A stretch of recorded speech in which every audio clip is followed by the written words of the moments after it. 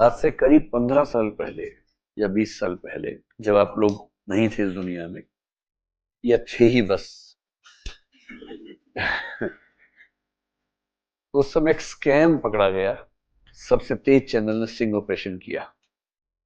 MP क्या करेगा? जाएगा, क्वेश्चन पूछेगा, भाई एमपी ने 50 करोड़ रुपए लगा के इलेक्शन लड़ा है, कहां से खर्चा निकालेगा? खाली एमपी लेड से नहीं होता है, उसमें 60-40 करके बहुत कम निकल पाता है। अब एमपी है तो आप पूछ सकते हैं कुछ भी, किसी भी मिनिस्ट्री के बारे में कोई भी सवाल पूछ सकते हैं। फिर हमारे देश में, हमारा देश क्या है, एक कैसा देश है? खिलाड़ी प्रधान देश। यस, जुगाड़ प्रधान, समस्या प्रधान, खिलाड़ी प्रधान। तो ऐसे ऐसे खिलाड़ी हुए आज से करीब 15 साल पहले या 20 साल पहले, जब आप लोग नहीं थे इस दुनिया में या थे ही बस। उस समय एक स्कैम पकड़ा गया। सबसे तेज चैनल ने स्टिंग ऑपरेशन किया और स्टिंग ऑपरेशन में कई एमपीज को पकड़ा जो पार्लियामेंट में क्वेश्चन पूछने के बदले पैसे मांग रहे थे लोगों से। And they were taking few thousand rupees, 40,000, 50,000, sometimes few lakh rupees, just to raise a question in the parliament. अब जैसे कोई बिजनेस एंटिटी है, उसके बिजनेस में कोई परेशान कर रहा है उसको, and the owner of the business knows clearly that if the MP will ask the question from the industry's minister, then there will be pressure on the minister, and then the pressure will come to the officer and the work will be done. So maybe he will be ready to pay 1 lakh, 2 lakh rupees to the MP, local MP, to ask this question. So he will be giving money and specific question that is to be asked. MP क्या करेगा? जाएगा, question पूछेगा, भाई MP ने 50 करोड़ रुपए लगा के election लड़ा है, कहां से खर्चा निकालेगा? खाली एमपी लेड से नहीं होता है, उसमें 60-40 करके बहुत कम निकल पाता है। क्योंकि मुश्किल कितना उससे पैसा बनेगा, पूरा मतलब 40% से उससे तो बेचारा 20 भी नहीं निकल पाएगा 5 साल में। तो एमपी जुगाड़ ढूंढते थे कहां कहां से निकालें पैसा। तो क्वेश्चन पूछने के पैसे ये धंधा शुरू हो गया था। और तब सबको समझ में आया कि अब चीजें बड़ी खराब होती जा रही हैं। So why should boys have all the fun? Why should MPs and MLAs have the fun of asking questions from the ministers? Why shouldn't the people have this right to ask questions from the people? जैसे मैंने तुम्हें देखा, फिर मैंने यहां देखा, फिर मैं पढ़ाने लगा।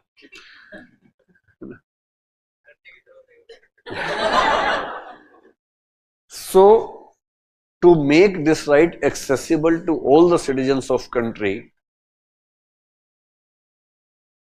the RTI Act was passed.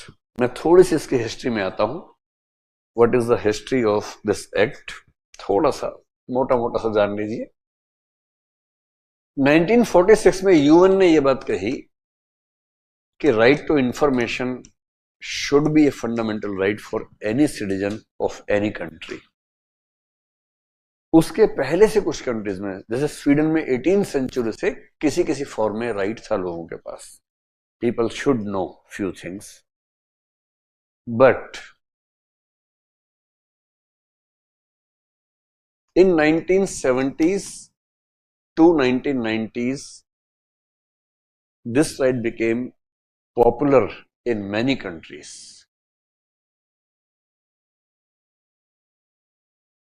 Australia जैसी कंट्रीज में, न्यूजीलैंड जैसी कंट्रीज में हुआ 1990s और first decade of 21st century. ये इंडिया के डिफरेंट स्टेट्स में खूब पॉपुलर हुआ। 9 states, including Delhi, had passed the Right to Information Act before the center passed the Right to Information Act. और आपने सुना होगा कि राजस्थान में स्पेशली एक बड़ा भारी मूवमेंट हुआ था।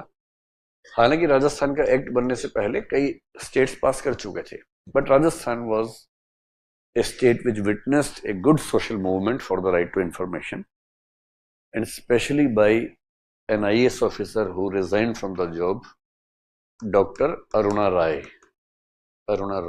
or Rai. Have you heard her name? She was a key person in the movement which took place in Rajasthan.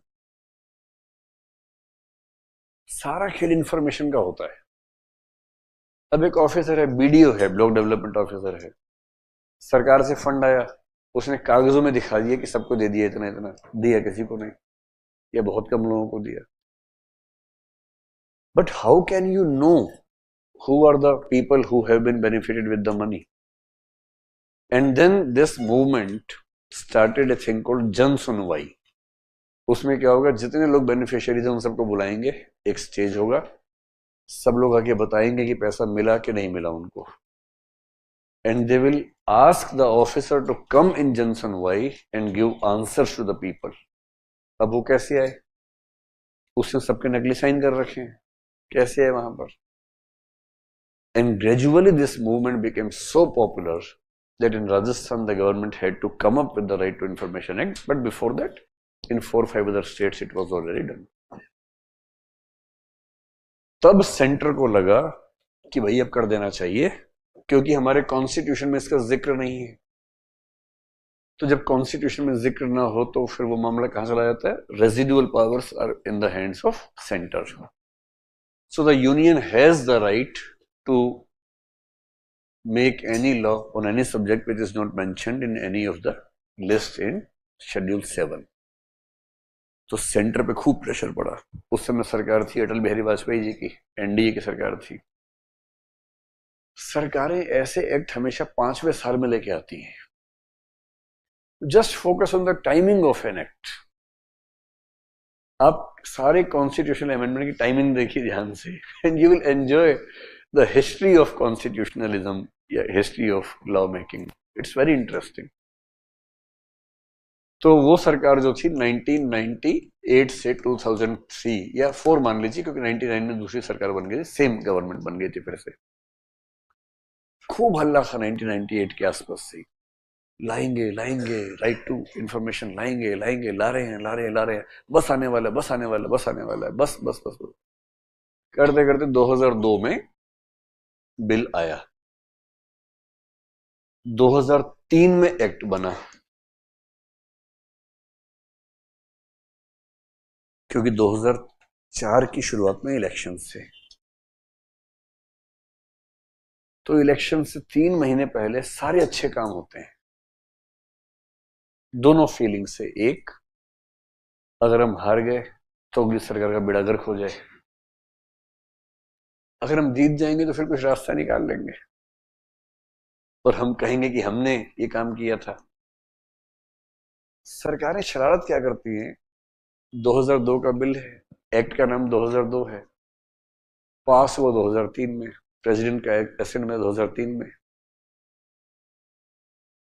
उसके बाद क्या होता है कि लिखा होता है कि the act will come into force when published in the official notification या गजट.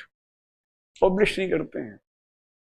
सब कुछ 2002 में हो गया, 2003 में पब्लिश किया, दिसंबर आते आते पब्लिश हुआ, 2003 में निकल गया, 4 में इलेक्शन था ही शुरू में. अब जैसे ही नया इलेक्शन हुआ तो सरकार हो गई चेंज, और 2004 में एक सरकार आई, यूपीए जिसको बोलते हैं. अब यूपीए ने नाम रख दिया अपना इंडिया इस बार. अब बीजेपी बहुत परेशान है और कहना चाहिए हमें इंडिया को बचाना है, तो मामला फंस जाता है. तो चक दे इंडिया भी नहीं बोल सकते, बड़ा मुश्किल हो गया है. जैसे दिल्ली में केजरीवाल ने खेल कर नाम रख दिया आप. अब कोई भी नेता किसी के पास जाके बोले कि आपको वोट देना है हमें, अब लोग समझ नहीं पा रहे कि किसको वोट देना है. हम आप पे निर्भर हैं. अच्छा तुम भी उन पर निर्भर हो. तो कई ऐसे वर्ड्स है जेनरिक जिनको यूज करने से ना बड़ा मामला बिखर जाता है. तो एनडीए ने कहा है कि कुछ भी नाम रख ले, हम तो यूपीए ही बोलेंगे इनको, तो वो यूपीए बोल के काम चला रहे हैं. इनका प्रॉमिस था कि हम अच्छा इंफॉर्मेशन एक्ट बनाएंगे. तो जो एक्ट पास हुआ था उसका नाम था फ्रीडम ऑफ इंफॉर्मेशन एक्ट. 2002 के नाम से था, freedom of information act. That was finalised in 2003. उसका नाम था फ्रीडम ऑफ इंफॉर्मेशन एक्ट। पर दरअसल वो कभी अप्लाई हुआ ही नहीं सरकार के जाने तक, वो सिर्फ कागजों में था। And then came UPA. UPA में सरकार बनी मनमोहन सिंह जी की। उस सरकार ने डेवलपमेंट तो खूब किया कई मामलों में, और इनका एक नेशनल एडवाइजरी काउंसिल थी जिसका काम होता था जैसे नीति आयोग इस सरकार में है, कुछ कुछ वैसा। The council had many good people from the different sectors of country and they were suppose to propose new laws etcetera. तो इन लोगों ने एक नया कानून का ड्राफ्ट बनाया जिसको बोलते हैं राइट टू इंफॉर्मेशन बिल नाम था, and that was passed in 2005, and so this is named as Right to Information Act 2005. So this is a new act, and with this act, if you see the act, the last section, that is section 31 of the act, उसमें लिखा है with this act the Freedom of Information Act gets repealed, मतलब वो खत्म हो गया, this is a new act। और ये एक्ट आया और सरकार ने कहा कि अब हम करेंगे कमाल देश में, और फिर कहा इसके रूल्स पब्लिश होते ही रूल्स के हिसाब से काम शुरू हो जाएगा।